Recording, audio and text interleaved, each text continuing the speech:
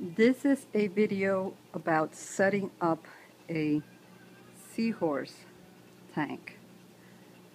Um, First of all, I have 10 seahorses in a 47-gallon tank. I have 3 blue chromuses fish. They get along pretty good with the seahorses. Also, in place of them, you can have a clownfish. I don't think you could put 2 in there at a time or they'll fight, but clownfish are good. And the ideal is not to have more fish than seahorses. At least have 3 or less fish in there with the seahorses.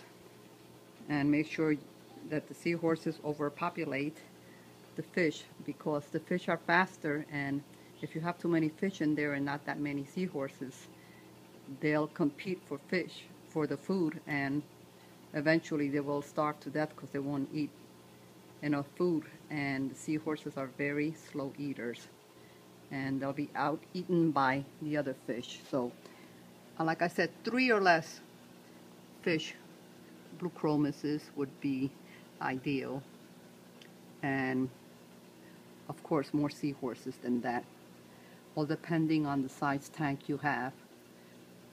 But the ideal setup, I have sand, which is more natural and it keeps cleaner. And of course I keep a whole lot of snails in there. As you can see, they keep the tank clean. I also have a little Blenny in there, and he'll take care of all the uneaten frozen Mices shrimp that will fall to the bottom, and he'll eat them up. This way it won't decay and it'll keep the tank cleaner. And we have several hitching posts. These are artificial posts. Seahorses need a lot of posts to hitch. They're always hanging on to something. There's another tall one there.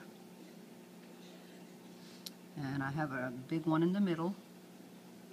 I have a smaller one here. You see the way they hitch?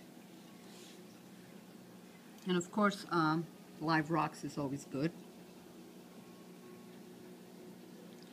I have a filter, a box filter, a hanging one outside the tank, 75-gallon. It keeps the water crystal clear. And I also have a water circular in there that will circulate the water and keep everything going. Of course, the seahorses like to hitch on that also. And right now I will feed them. I have frozen Mices shrimp. What I do is I take some in a baster and I'll squirt it in. And you see how the seahorses will happily eat all the Mices shrimp. They make a little snickering noise when they eat.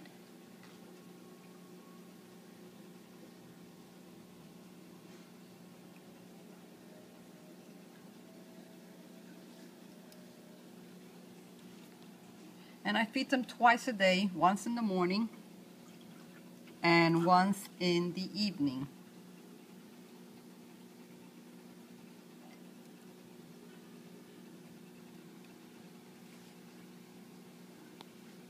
I usually inspect each and every one of them. Make sure they have nice full tummies and rounded, which means they're eating enough. If you have any seahorses that look hollow in the middle, that means they're not getting enough food.